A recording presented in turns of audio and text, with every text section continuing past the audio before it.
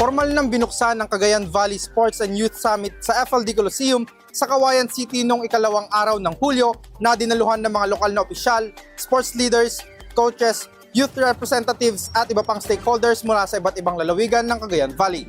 Layunin ng nasabing programa na palakasin ang ugnayan ng mga sektor ng palakasan at kabataan sa rehiyon, gayon din ang pagtalakay sa mga programa at inisyatibong magpapalawak ng oportunidad para sa pagpapaunlad ng sports at youth development. Sa panayam ng IFM News Team kay Sports Coordinator Jonathan Medrano, sinabi nito na malaki ang posibilidad na maging regional training center ang lungsod ng Cauayan dahil sa estratehikong lokasyon nito na madaling marating ng mga atleta at delegasyon mula sa mga karatig lalawigan.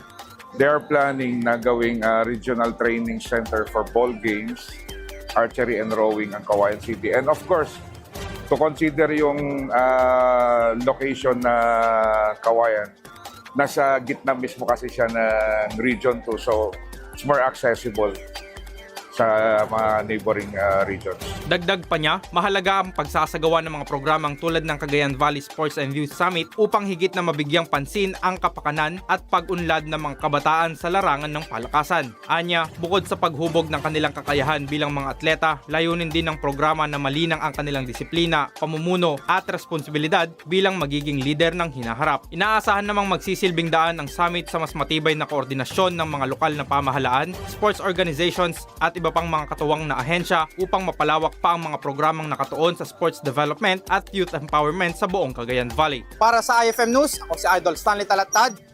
Idol! IFM News.